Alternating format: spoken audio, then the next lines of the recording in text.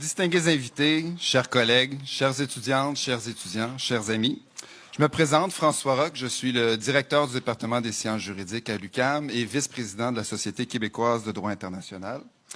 Je remercie tous les organisateurs de l'événement. Notre invité est avocat, universitaire et ancien ministre délégué de la Justice du Cameroun. Grand internationaliste et figure marquante du droit international contemporain, le professeur Kamto dirige depuis 2012 le principal parti de l'opposition de son pays. Donc, c'est à la fois un grand juriste, mais aussi un homme politique, comme vous le savez. Et c'est le mouvement pour la renaissance du Cameroun. Membre et conseiller juridique de la délégation camerounaise à la conférence diplomatique de Rome pour la création de la Cour pénale internationale, il fut de 1999 à 2016 membre puis président de la Commission du droit international, l'un des cénacles les plus prestigieux pour les juristes internationalistes.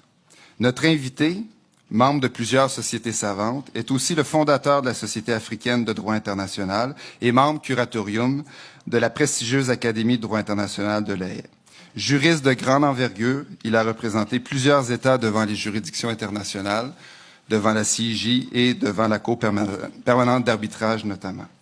Vous comprendrez que c'est un immense honneur pour l'UQAM et pour le département des sciences juridiques, de même que l'Institut d'études internationales de Montréal et le CEDIM, d'accueillir le professeur Maurice Kamto.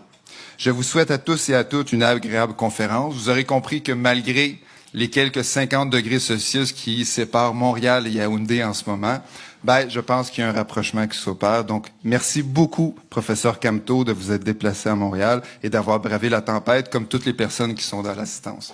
Donc, bonne conférence à tous. Merci.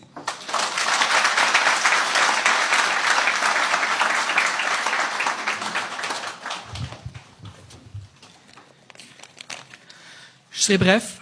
Mon nom est Olivier Barsalou. Je suis professeur au département des sciences juridiques et aussi directeur du Centre d'études du droit international et la mondialisation, le CEDIM. Tout d'abord, je tiens à vous remercier d'être venus si nombreux, si nombreuses et avec autant d'enthousiasme. Ça fait extrêmement plaisir de voir une salle remplie par tempête de neige à l'UQAM. Donc, merci à vous, public, de vous être déplacés. Je tiens, à titre de rappel, à souligner que l'IEIM et les techniciens à l'arrière vont capter l'événement aujourd'hui, donc une captation vidéo et sonore, et l'événement sera en Facebook Live, et diffusé donc simultanément donc sur Facebook. Et je vous invite peut-être à passer le message et à vous restreindre dans l'usage de vos caméras. Donc, et la vidéo de la conférence du professeur Kamto sera aussi disponible en ligne très prochainement. La présentation du professeur Kamto sera suivie par une période de questions.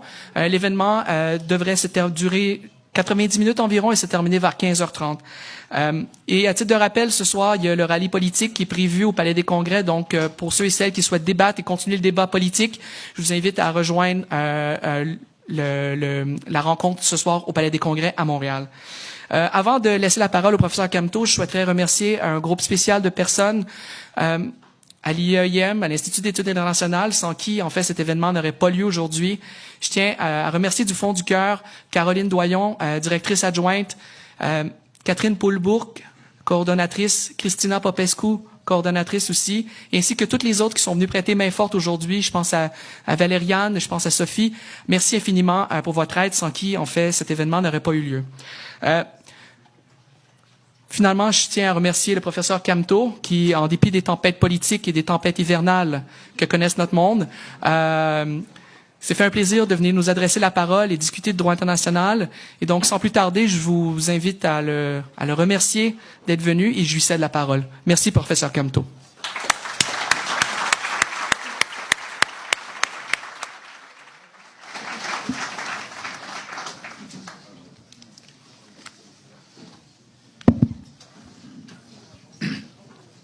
J'hésite entre rester ici et me tenir debout. Je crois qu'il est plus simple que je me mette debout.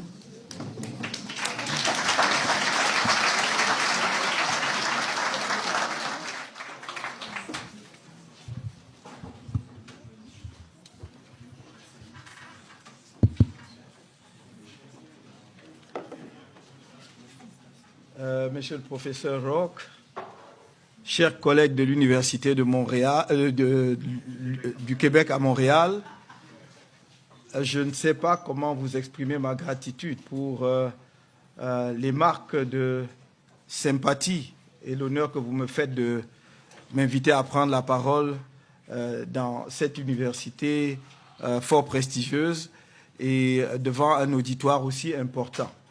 En général, des conférences de cette nature se tiennent devant un public beaucoup plus restreint, 40, 50, voire 100 personnes maximum. Là, on a tout un amphithéâtre entièrement plein. C'est donc pour moi l'occasion de remercier ceux nombreux qui se sont donné la peine, en dépit justement des intempéries, d'être là cet après-midi. Lorsque Alain Guy Sipo Tachou, pardon, il va me pardonner, j'ai toujours eu quelques difficultés avec son deuxième nom, m'a parlé de la possibilité de cette conférence et m'a demandé d'indiquer le thème d'une conférence. J'ai beaucoup hésité entre les thèmes classiques, les sujets classiques. J'aurais pu parler des obligations en droit international, notamment d'une question débattue au moins depuis 1966 avec la Convention des Nations Unies sur les traités, c'est-à-dire la notion des obligations du jus cogens, sujet encore en discussion devant la Commission de droit international, dont on ne sait finalement pas quel est totalement le régime. Donc j'aurais pu trouver là un bon prétexte de revenir là-dessus, dans un monde où de plus en plus d'obligations objectives émergent, notamment dans le domaine du droit de l'homme. J'aurais pu parler aussi, et ça j'en ai eu la tentation, d'un sujet touchant à la protection de l'environnement, qui est un sujet d'actualité, dans un monde où nous sommes tous interpellés par le futur de notre planète. Et puis je me suis dit, il y a là un sujet abandonné, oublié, comme si, en fait, la décolonisation était achevée. Comme si, après 1960, il n'y avait plus rien à dire sur le phénomène colonial et la décolonisation. Et en y regardant de près, je me suis dit, finalement, je vais montrer que le sujet et la question est toujours devant nous. Elle a évolué, l'acuité n'est plus la même que dans les années 1960 à 70. Pour autant, les questions ne sont pas résolues, les questions fondamentales demeurent. Et donc, j'ai proposé à mes collègues, que je pourrais appeler, je l'espère, dans un proche avenir, des amis de l'Université du Québec à Montréal, ce sujet, droit international et décolonisation inachevée. Droit international et décolonisation inachevée. Parce que ce n'est pas achevé. On a pensé que le Conseil de tutelle des Nations Unies était devenu une institution obsolète, que le comité de décolonisation même n'avait plus sa raison d'être, qu'après l'indépendance des pays comme l'Angola, la Namibie en particulier, après une rude bataille des États africains contre l'Afrique du Sud, avec les États de la ligne de front, l'OUA, puis aujourd'hui l'Union africaine, pouvait se reposer de luttes acharnées depuis de plusieurs décennies pour décoloniser l'Afrique. Il n'en est rien. Il n'en est rien parce que la colonisation a touché la totalité du continent. Et nous pouvons bien constater aujourd'hui que la totalité du continent n'est pas décolonisée. Et je vais dire, on ne peut pas, et j'y reviendrai dans un instant, mais on ne peut pas parler de colonisation, de décolonisation sans parler d'abord de la colonisation ou de la colonie. Je ne vais pas décrire le processus politique et historique de la colonisation. Vous le connaissez. Mais la colonie, c'est quoi? C'est un territoire placé à un moment donné sous la souveraineté internationale d'un autre État.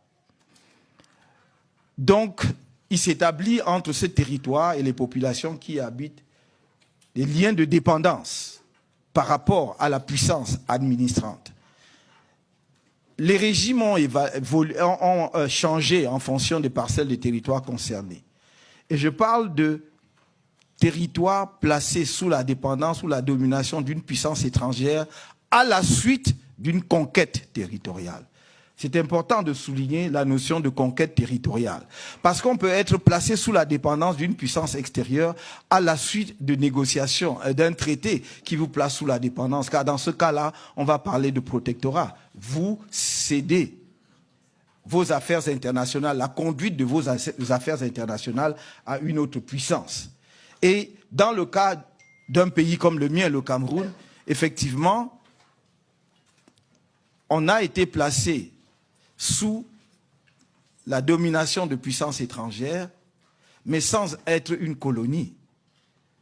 Parce que en 1884, les Allemands signent bien un traité avec ce qu'on a appelé les chefs indigènes, en fait, les rois côtiers. Et le 12 juillet 1884, le traité qui marque la présence coloniale allemande sur le territoire camerounais est signé, je dois le rappeler, est signé entre des firmes commerciales, la firme Voreman et les chefs camerounais, les chefs Douala locaux. Mais comment est-ce que cet accord commercial devient un traité international? Parce que le représentant de l'empereur allemand, Nachtigal, qui est en Afrique du Nord, fait le voyage à Douala pour, par sa présence, transformer un acte, j'allais dire, de droit privé entre les commerçants, la firme Voreman qui vend les tissus et toutes autres choses, avec les chefs indigènes, en un traité international. Bien entendu, plus tard, un certain nombre d'internationalistes occidentaux, gênés aux entournures par le déséquilibre de puissance qu'il y avait entre les territoires et les chefs locaux et les États européens déjà développés, vont introduire une nuance dans le régime de protectorat en distinguant le protectorat du droit interne du protectorat du droit international. Et on va dire, le traité entre les chefs indigènes et l'Allemagne était un protectorat de droit interne. Autrement dit, le Cameroun était placé sous le régime du droit interne allemand. Ce n'était pas un traité international. Mais c'est une, excusez-moi, c'est une fumisterie. Il ne peut pas y avoir deux régimes de traité. Si vous dites que c'est un traité conclu entre des souverains, peu importe la taille du souverain, peu importe sa puissance, ce n'était pas un problème de puissance, c'est un problème d'entité juridique.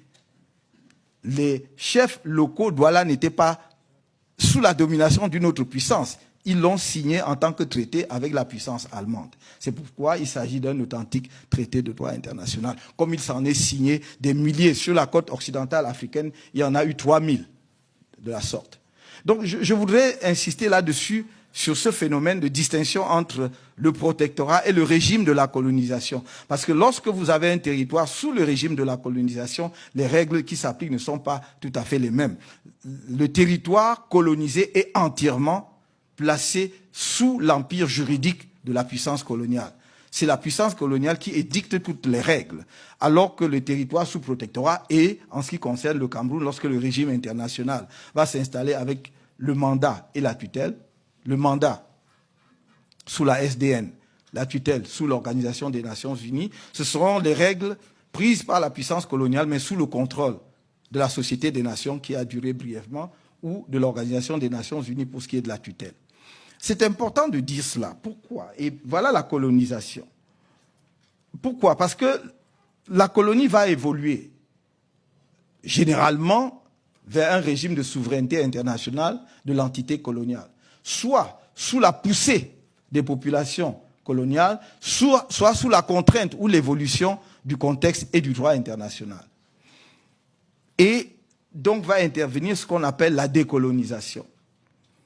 La décolonisation est un processus, mais qui, en droit international, apparaît comme un moment précis, fixe, j'y reviendrai. Un processus, pourquoi? Parce que généralement, les populations vont pousser la puissance coloniale à leur rétrocéder leur souveraineté internationale ou à partir, donc pour leur permettre de s'occuper de leurs propres affaires. Du point de vue du droit international, la décolonisation renvoie en quelque sorte à un instantané juridique. La décolonisation commence le jour de l'application de l'accord de décolonisation qui fixe une date Et c'est pour cela que vous allez voir que dans chaque pays entièrement colonisé, il va avoir une date de l'indépendance. Ce n'est pas banal. Le Cameroun est indépendant le 1er janvier 1960. C'est à compter de cette date que le Cameroun devient un État souverain au sens du droit international. C'est l'instantané juridique basé sur ce que l'on appelle l'outil possidetis iuris. Cela veut dire que ce que vous possédez au moment où on prononce l'indépendance, c'est ça qui est votre territoire et c'est cela qui fait de vous un souverain international. C'est la photographie de la situation telle qu'elle se présente à la date critique. La date critique, c'est la date de l'indépendance. Vous me direz que c'est une fiction, et en effet, c'en est une. Mais le droit international vit de fiction. Par exemple, fiction, on va faire comme si les États étaient égaux. Mais tout le monde sait parfaitement que les États ne sont pas égaux. Mais en disant qu'ils sont égaux, ça nous simplifie la tâche, ça nous simplifie la vie. Et on dit qu'un petit État a les mêmes droits qu'un grand État. Mais bon, mais on sait parfaitement qu'ensuite, le grand État peut exercer sa puissance, sa pression ou d'autres formes de contraintes sur l'État moins puissant pour obtenir ce qu'il veut. Mais ça arrange le juriste de faire comme si tout le monde était égaux. Donc de la même façon, on va faire comme si, à la date d'indépendance, c'est ce jour-là que tout commence, comme par miracle. La personne qui hier était Premier ministre d'un territoire colonial devient le lendemain président d'un État indépendant. Oui, comme ça. Or, qu'est-ce qui se passe? Et c'est là que c'est intéressant. La même personne qui, la veille, n'était pas un chef d'un État, le lendemain devient un chef d'un État et peut donc signer des traités et accords pour le compte de cet État. Mais des traités et accords qui engagent cet État sur le plan international comme si c'était un souverain qui était là depuis longtemps. Vous voyez donc, dès le départ, j'allais dire, il y a un vice originel. Parce que pourquoi pensez-vous que, puisque les traités, l'un des principes fondamentaux en matière du droit des traités, c'est l'égalité entre les parties, la souveraineté entre les parties, la réciprocité. Cela suppose que vous soyez à armes égales pour signer les traités. Mais comment voulez-vous que moi, colonisé d'hier, 24 heures avant, j'étais un colonisé, le lendemain, je suis devenu un indépendant et souverain, je signe un traité avec la même liberté, avec la même connaissance, avec la même souveraineté que l'État qui est là, la puissance qui m'a administré pendant 20 ans, 30 ans, 50 ans, voire un siècle. Voilà le problème de la décolonisation. C'est cette fiction qui fait que, à un moment donné, on croit que la décolonisation a tout réglé, alors qu'elle n'a rien réglé. Bien sûr, au 1er janvier, vous avez un drapeau, vous avez un hymne national, c'est parfait. On vous désigne d'ailleurs une capitale aussi. Mais on ne va pas bien au-delà de cela. Vous avez les attributs apparents de la souveraineté. Mais il vous manque la substantification de la souveraineté. Et donc tout le problème du droit de la décolonisation par rapport au droit international vient de là. Et n'oubliez pas que le droit international et la pensée juridique internationale, notamment occidentale, qui est une pensée provinciale, c'est une région du monde qui projette sur le reste du monde sa propre vision du monde. C'est ça. Les principes, la souveraineté de l'État, tout ce que vous vous imaginez, c'est Grotius, Hugo de Groot, un Hollandais, 16e siècle, qui dit, parce que son pays étant une puissance de navigation, tout petit pays, mais a des problèmes commerciaux, prône le principe de la liberté des mers. Donc il dit cela pour régler un problème de la Hollande. Il ne dit pas cela par générosité, parce que le principe que les mers soient libres est bon pour tout le monde. C'est pour régler un problème commercial néerlandais. Et je peux citer plein d'autres principes comme cela. Et c'est ce principe qu'il projette sur le reste du monde et on dit c'est le droit international. Et donc il faut bien être conscient de la dépendance que nous avons vis-à-vis de la pensée occidentale par rapport au droit international. Si nous ne développons pas une vraie pensée critique par rapport à cela, on ne comprendra pas. Il faut questionner les principes. D'où viennent-ils? Pourquoi? Est-ce qu'ils sont encore pertinents et opérationnels aujourd'hui? Donc de la même façon, la colonisation va développer quoi? Le principe de la terra nullius. Terre vacante et sans maître. Terre n'appartenant à personne. Et vous allez arriver sur les côtes occidentales africaines ou orientales, peu importe. Et les gens sont dans leur village. Mais ils n'ont pas posté des armées partout pour voir celui qui empiète sur leur territoire. Et vous dites, je n'ai rencontré personne. Mais bien sûr que vous n'avez rencontré personne parce que ce n'était pas leur souci. Ils vaquent à leurs occupations quotidiennes. Mais c'est bien leur territoire. Mais vous décrétez que c'est terra nullius. C'est une terre vacante, sans maître, dont j'en prends possession. Voilà la colonisation. J'en prends possession. Donc, le seul titre juridique que j'ai sur ce territoire, c'est la conquête, le fait que j'ai pris possession un jour en déclarant que c'est un territoire sans maître. Et fort de ce principe que je me suis forgé, qui est un terme, comme vous voyez, c'est une expression du droit romain. Et d'ailleurs, le droit international, comme une grande partie du droit latin, doit beaucoup à Rome, l'Empire romain. Tout ce qu'on a, à 90% c'est du droit romain, interne d'ailleurs, pour régler les problèmes internes que l'on a transposés par adaptation au droit international. Parce que finalement, la notion de terra nullius, de terre sans maître, vient de quoi? Le titre que vous allez obtenir du fait de la terra nullius, c'est ce qu'on appelle aujourd'hui, y compris aujourd'hui, l'usucapion. C'est-à-dire la prescription acquisitive. Le fait que je me sois installé sur un territoire qui appartenait à personne devient ma propriété du fait de l'occupation. Mais je dis, dans le cas de l'Afrique, les territoires n'étaient pas sans maître. C'est simplement que si moi je suis dans la forêt du Sud, je mène ma chasse, je ne suis pas obligé de planter un drapeau ni de mettre des bornes frontières. Comme chez vous. Donc, vous ne devez pas en conclure que c'est un territoire sans maître. Donc, on l'a fait. Donc, à l'indépendance, donc, on va prononcer cela. Et on va dire, la puissance coloniale a occupé un territoire qui n'appartenait à personne.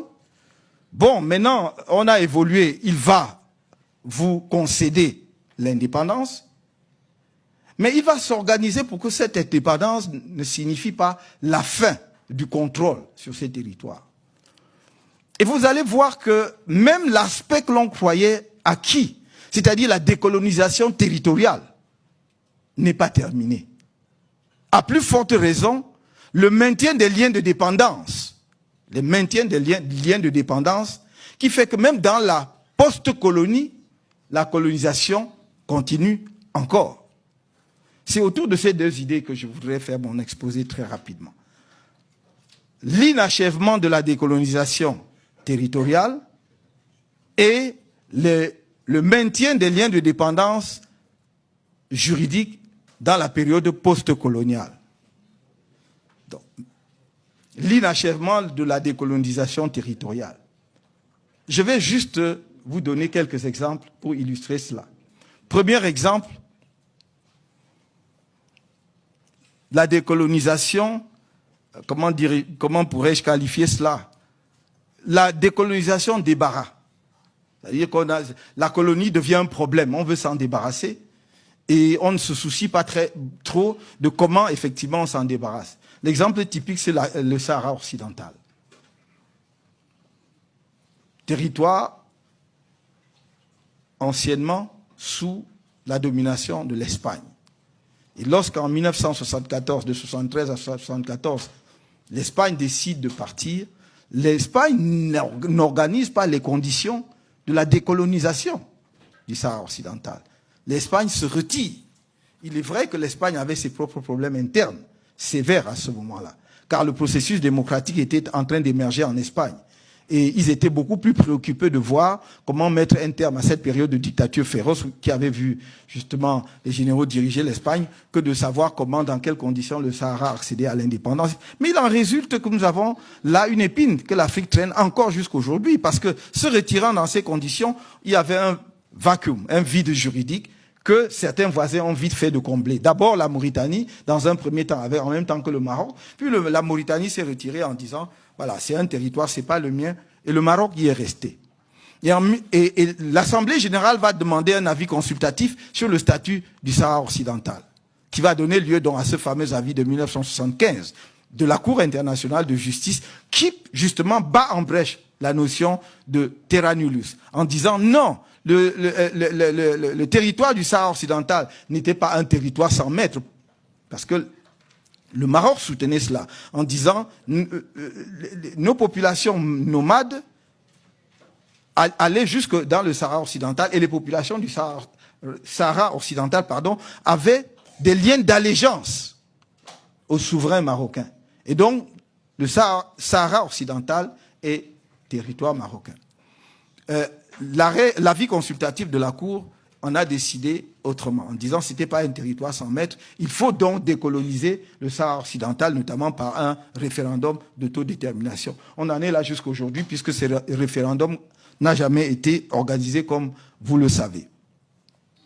Problème sur qui va prendre part au référendum. Est-ce que ce sont, le Maroc dit, les populations du Sahara occidental qui sont au sud de l'Algérie, à Tindouf, ne doivent pas y prendre part.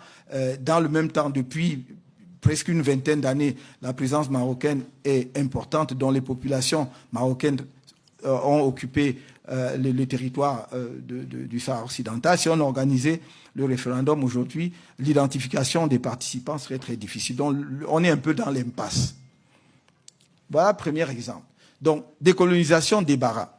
Mais il y a d'autres formes de décolonisation.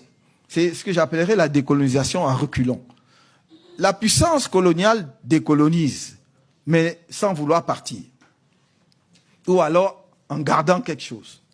Et dans le cas des grands empires coloniaux, comme ceux de la Grande-Bretagne et du Royaume-Uni et de la France, on va essayer de garder quelques confettis de l'Empire. Et le cas le plus illustratif, c'est toujours en Afrique, notamment dans l'océan Indien. Dans l'océan Indien, vous avez, première situation, celle de l'archipel des Chagos. La Grande-Bretagne achète les Chagos à l'île Maurice en 1965. Mais l'île Maurice n'est pas indépendante à ce moment-là. Donc c'est à un territoire encore colonisé, sous administration britannique. Achète et installe une base militaire, concède ensuite donc l'île, notamment l'île principale, Diego Garcia, aux États-Unis pour construire une base militaire. Et cet accord devait durer jusqu'en 2016. Et en 2016, la Grande-Bretagne a renouvelé le traité jusqu'en 2036. Et c'est là que l'île Maurice dit non, nous sommes devenus un territoire, un État indépendant. Vous ne pouvez donc pas concéder quelque chose qui ne vous appartient pas. Donc là aussi, les deux parties, l'Assemblée générale des Nations unies a demandé un avis consultatif sur le statut de Chagos, et l'avis consultatif a été très clair. C'est tombé le 25 février 2019, qui a été très clair en disant que la Grande-Bretagne doit plier bagage, donc on doit quitter l'archipel des Chagos le plus rapidement possible parce que c'est territoire de l'île Maurice. Deuxième exemple dans l'océan Indien, c'est Mayotte. L'île de Mayotte fait partie des Comores, de l'archipel des Comores. En 1974, la France organise le référendum d'autodétermination dans les Comores. C'est un archipel composé de 4 îles. La Grande Comore, Moélie, Anjouan et Mayotte. Les populations des Comores votent.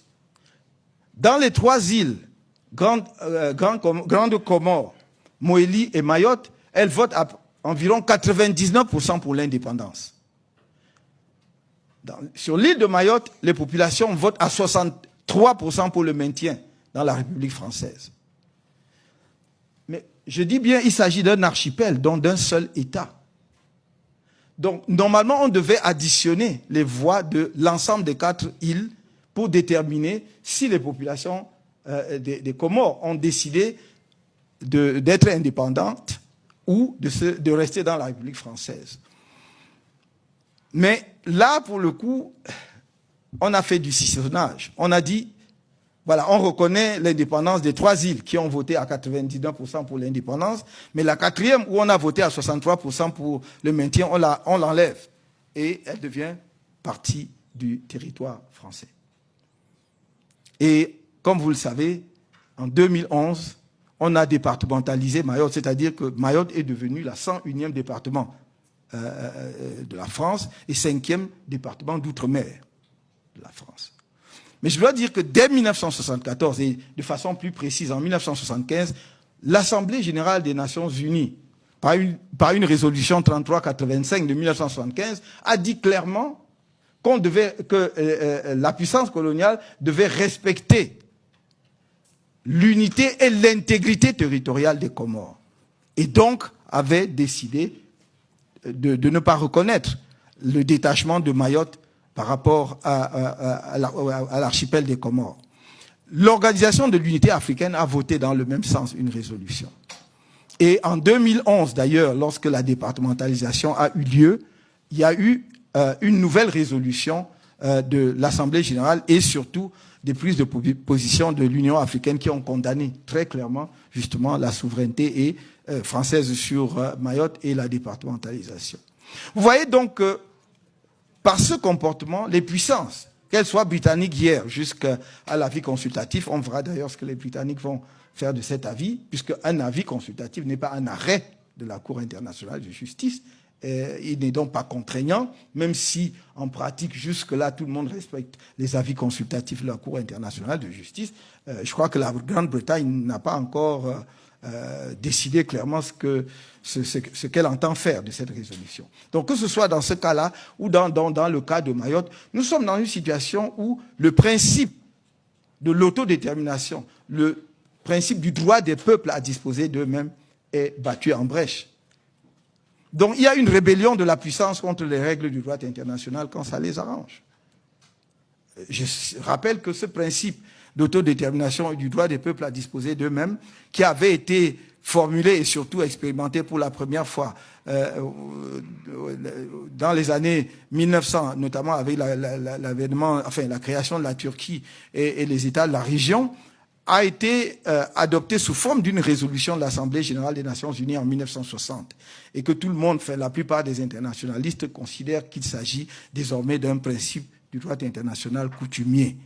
Et qui dit droit international coutumier dit une règle opposable à tous les États, d'ailleurs qu'ils soient partis à un traité ou pas. Et donc, on voit bien que dans le cas d'espèce, il n'y a pas respect d'une règle du droit international dès lors qu'une puissance estime que ses intérêts vont à l'encontre. Et donc, du coup, pour faire un rapprochement avec l'actualité, vous voyez combien inextricable peut être la situation, par exemple, de la Crimée. Si vous dites, vous condamnez un État parce qu'il a envahi la Crimée et il a étendu sa souveraineté là-dessus, alors que vous-même, vous devez être mal à l'aise parce que, bon, vous avez également, par le biais... Regardez très bien. Dans le cas de la Crimée, le pays qui a envahi la Crimée organise un référendum. On peut appeler ça semblant de référendum, peu importe, ça en est un, n'est-ce pas? Formellement, comme ailleurs. Donc il va vous opposer, bah oui, il y a un référendum, les populations de là ont décidé qu'elles veulent bien se rattacher à la Russie. Je ne vois pas au nom de quoi vous devez vous en offusquer. Et du coup, comme chacun a un cadavre dans les placards, on va dire, bon, voilà, il vaut mieux se taire. Bon, nous, on a fait là et on fait. Donc, il faut bien voir comment, effectivement, la puissance peut également à la fois être une source de protection et de défense du droit international, mais une source de désordre juridique international. Je ne vais pas m'attarder sur le cas des îles éparses, parce que c'est une situation pendante. Les affaires qui sont pendantes, je n'en parle pas, parce que c'est aux instances internationales qui ont été saisies d'en décider. Mais les îles éparses, c'est toujours dans l'océan Indien, au large de Madagascar. Madagascar a accédé à l'indépendance en 1960, mais sans les îles éparses. Et comme vous le savez, le chef de l'État français récemment s'y est rendu et a déclaré que c'était un territoire français. Et donc, du coup, je crois que le problème est en train de rebondir très probablement. Je crois que les deux pays ont mis en place une équipe, une commission qui va en discuter, mais il n'est pas exclu que ça finisse devant la Cour internationale de justice. Voilà très rapidement. Je dois ajouter que ça, c'est la décolonisation territoriale. Mais il y a une conséquence importante de la décolonisation territoriale inachevée, ce sont les problèmes frontaliers auxquels donne lieu à la décolonisation. Et l'Organisation de l'Unité africaine a essayé d'y répondre grâce à la résolution de 1964, dite résolution adoptant le principe de l'intangibilité des frontières héritées de la colonisation. Au fond, c'est la doctrine qui progressivement a parlé de l'intangibilité, et la Cour internationale de justice, dans son arrêt de 1986, dans l'affaire du différend territorial entre le Burkina Faso et Mali, a consacré cela comme principe de l'intangibilité. Mais à l'origine, c'était le principe de l'immuabilité, c'est-à-dire les frontières héritées de la colonisation doivent être immuables. Intangible veut dire une fois pour toutes, né varié, tout ça ne changera jamais. Mais il faut bien comprendre que on ne peut pas interpréter cela comme des frontières qui ne peuvent pas bouger, puisque deux États souverains peuvent à tout moment décider de modifier leurs frontières. Donc c'est dans ce sens qu'il faut désormais entendre le principe de l'intangibilité. Et nous avons de nombreux conflits ou différents frontaliers aujourd'hui en Afrique comme conséquence d'une décolonisation qui effectivement ne s'est pas occupée de l'assiette territoriale du territoire nouveau.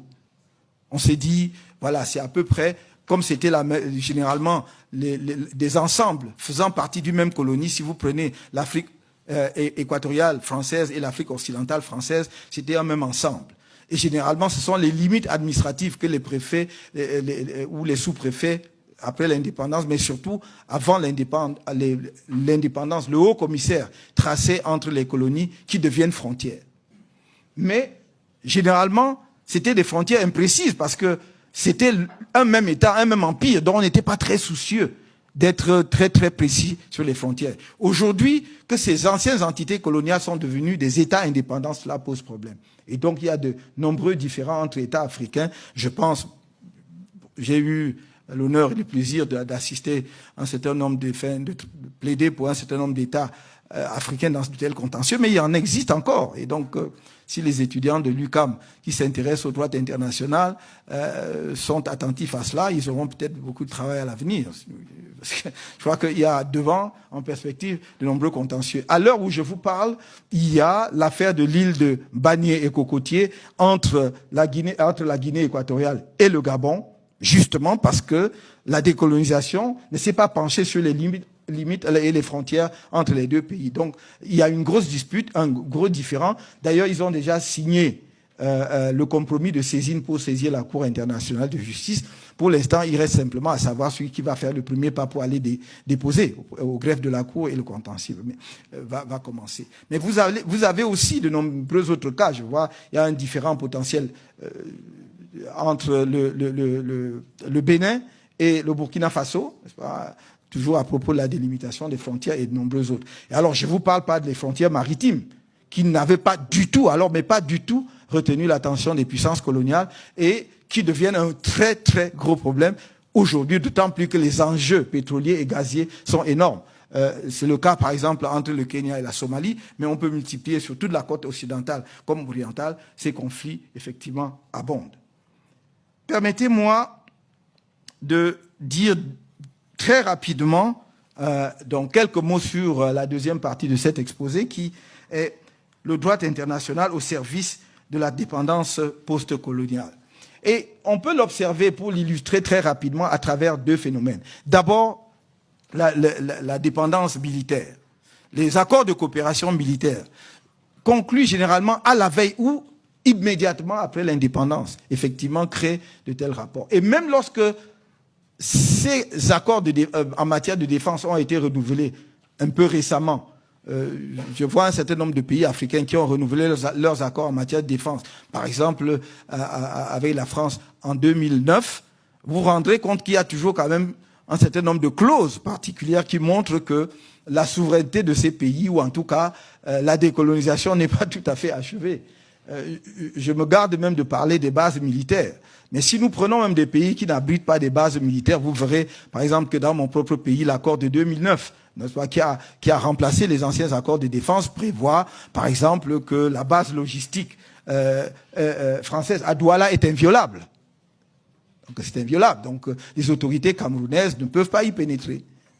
Donc, les militaires ne peuvent pas y pénétrer de la même façon qu'il y a une exonération, disons, des taxes douanières et fiscales. Donc, pour tout le matériel, les équipements qui y va. Juste ça. Je donne juste ça à titre illustratif. J'ai pas le temps d'analyser tous les accords dans les autres pays. Et ça, ce sont des accords plus récents. Les accords des années 59 à 60 étaient, j'allais dire, allaient bien plus loin et vraiment installer des relations de dépendance, puisque d'ailleurs, ce sont des accords qui permettaient à la puissance anciennement administrante d'intervenir pour maintenir au pouvoir, n'est-ce pas, tout gouvernement qui était signataire d'un tel accord et qui estimait qu'il pouvait être mis en danger par sa propre population.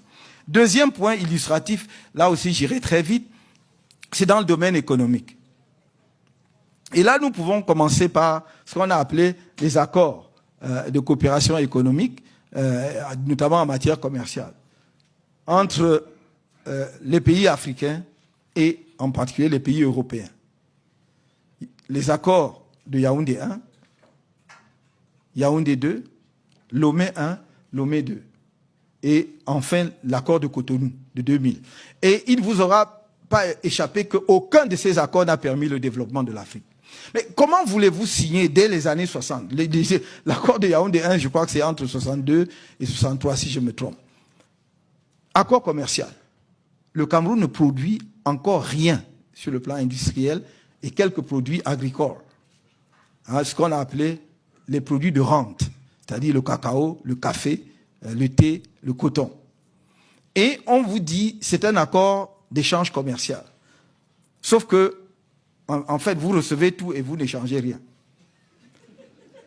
Et c'est ça. Et du coup, en même temps, le caractère pernicieux de ces accords vient de ce que ça vous spécialise. Parce que vous dites, j'ai un marché pour le cacao, alors donc il faut que je produise davantage de cacao parce que je vais bénéficier du marché qui m'ouvre justement les perspectives non douanières, non tarifaires. Vous allez donc produire toujours sans transformation. Ce n'est pas des produits industriels.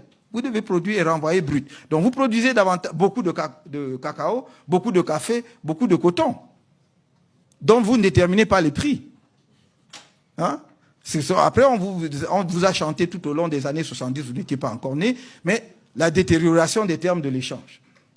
Qui détériore quoi? Vous échangez d'abord quoi pour que ça se détériore? Donc vous vendez le café, vous vendez le coton, et alors vous produisez que ça. L'industrie africaine est nulle parce qu'il y a eu cette spécialisation par le corset des accords, signés trop tôt. Et donc, vous avez vu que 40 ans, 50 ans, 60 ans d'accords n'ont permis à aucun pays africain de bouger. Maintenant, subitement, on vous dit, vous êtes devenu grand. Il faut signer des accords de partenariat économique avec l'Union européenne. C'est encore mieux. On va supprimer toutes les barrières tarifaires. Donc, du coup, les barrières douanières qui vous permettaient d'avoir des recettes douanières pour alimenter votre budget vont disparaître. Parce que de toute façon, vous n'avez toujours pas d'industrie, puisque les précédents accords ne vous ont pas permis d'installer l'industrie, mais simplement, vous allez être le déversoir des produits européens, qui, dans certains cas, vont concurrencer la petite industrie locale qui commençait à naître. Voilà le problème. Parce qu'il faut que l'on se dise les vérités sur la scène internationale. Vous ne pouvez pas, dans le même temps, déplorer l'immigration massive, y compris illégale, des jeunes Africains, qui ne trouvent pas de perspective chez eux, pas de travail chez eux, et en même temps les inonder de façon à ce que le développement soit impossible chez eux. Ils sont consommateurs en bout de chaîne. Donc, il n'y a pas de valeur ajoutée lorsque vous êtes simplement consommateur. Il vous faut d'ailleurs trouver de l'argent pour continuer à consommer. Donc, voilà pourquoi je mets ces accords-là au rang des accords postcoloniaux qui solidifie les liens de dépendance coloniale. Mais il y a aussi dans le domaine monétaire, notamment en ce qui concerne les pays de la zone franc, des accords qui ont effectivement maintenu les pays africains dans cette relation de dépendance en leur enlevant le levier qui permet à tout État souverain de mener sa propre politique monétaire. Ce n'est pas seulement fantaisiste, ce n'est même pas idéologique comme j'entends beaucoup, c'est vraiment technique et économique. Bon, bien sûr, la décision est éminemment politique, la souveraineté monétaire est quelque chose de politique, mais au final, c'est que on vous enlève un des leviers qui vous permet d'organiser votre propre développement. On vous dit, oh, vous avez la stabilité monétaire. Qu'est-ce que vous faites avec la stabilité monétaire grâce à une parité fixe? Les experts nous disent, bah non, cette stabilité vous permettait simplement d'assurer aux entreprises de la puissance dominatrice de venir s'installer en sachant que l'argent qu'il investit chez vous, il ne perdra pas un centime dessus puisqu'il a une parité fixe. Oui, alors que par le jeu de la politique monétaire, par le jeu de la dévaluation et tout ce que vous voulez, vous pouviez justement avoir une marge qui vous permet effectivement de modifier les rapports. Donc, c'est stable, c'est fixe.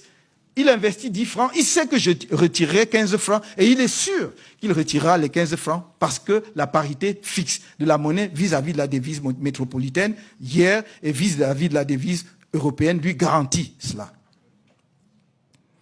Et évidemment, nous connaissons tous les autres aspects, le fait que les fonds étaient déposés au Trésor français et non pas à la Banque de France, parce que si c'est la Banque de France est une banque, donc elle doit rémunérer l'argent. Hein? Mais quand c'est au Trésor, c'est une administration de l'État, donc c'est même ça devient des recettes budgétaires, et donc votre propre argent peut vous être prêté, parce que bon, c'est un argent que vous avez déposé. À l'origine, avant la révision de 1972, c'était 63% des dépôts qu'il fallait faire après les accords, la modification de 72-73, c'est devenu 50%, mais c'est toujours beaucoup. Sans compter que lorsque ce panier commun de réserve, puisque tous les pays de la zone franc mettent dans le même panier, la garantie que vous donne le pays, vous ne l'appelez pas tout le temps parce que les pays qui ont davantage de réserves soutiennent ceux qui n'ont pas assez de réserves, sans qu'ils aient à intervenir. Donc, si la Guinée équatoriale ou le Cameroun a davantage de réserves parce qu'il a vendu plus de pétrole et que la Centrafrique n'a pas assez de réserves, il va y avoir donc un jeu de compensation. On n'appellera pas la France en garantie, puisque vous pouvez faire ça entre vous. Et si votre compte d'opération au Trésor français devient déficitaire, normalement, c'est là que le garant doit jouer, parce qu'il doit approvisionner le compte. Mais il ne le fait pas. À ce moment-là, il vous impose la dévaluation. Donc, nous sommes là face à des accords et nous avons suivi dernièrement que quelque chose a commencé à bouger sur ce terrain-là. C'est bon, très bien, ça va dans la bonne direction. Moi, je dis, il faut voir ce que ça va donner parce que le diable est dans les détails. Donc, on est sorti de l'appellation déjà, symboliquement, on est allé à l'écho. Donc, c'est plus le franc CFA, ce sera l'écho. Où seront déposées les réserves? Est-ce qu'il y aura encore des réserves? Apparemment non. Tant mieux. Mais il y a quelqu'un de généreux qui se propose pour continuer à être garant. Et tout le problème est là. Alors, voilà. Alors, si vous garantissez, parce que dans l'accord de 1972, l'article 7 disait que la BEAC est une institution multinationale africaine à la gestion et au contrôle duquel participe la France en contrepartie de la garantie de sa monnaie. Voilà, ça ce sont les termes. Vas-y, exact, je cite de mémoire, mais c'est cela, de sa monnaie. Bon, donc, c'est en vertu de la garantie de sa monnaie qu'elle devait participer à la gestion et au contrôle. Maintenant, elle vous dit, bon, très bien, c'est l'écho, et puis vous ne déposez même plus chez moi, mais je suis garant. Donc, la clause en vertu de laquelle elle participait à la gestion et au contrôle demeure.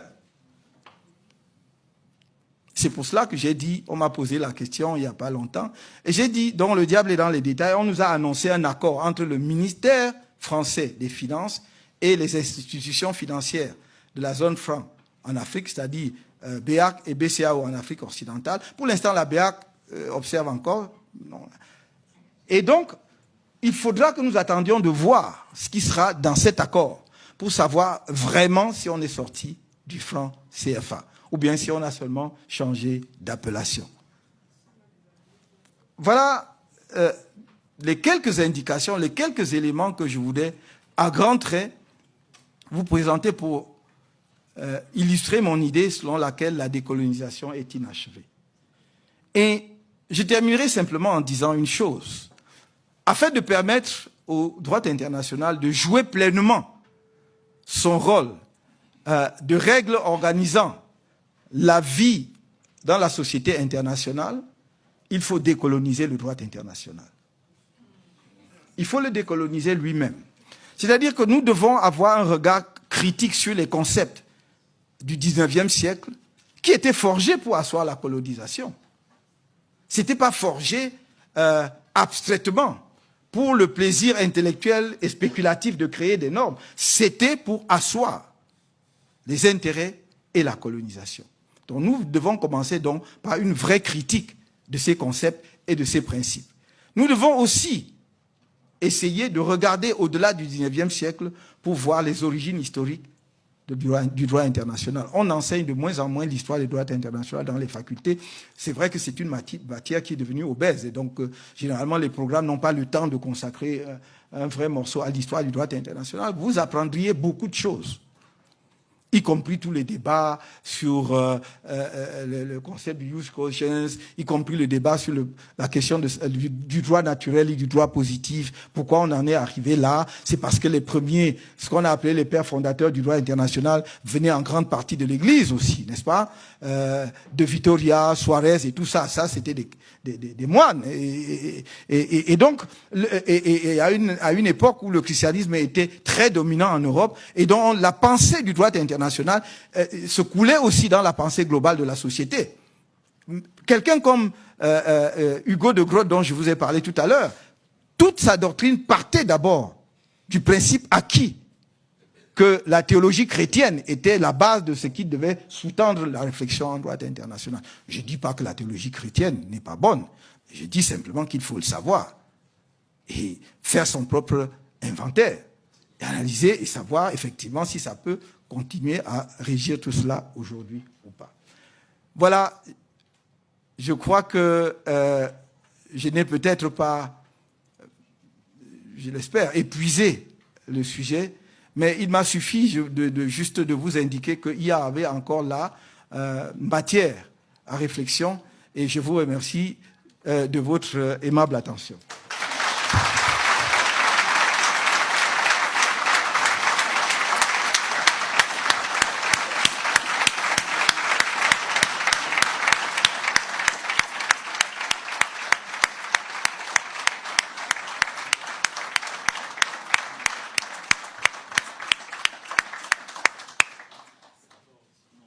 Merci, professeur Camteau, pour cette lumineuse et fantastique conférence.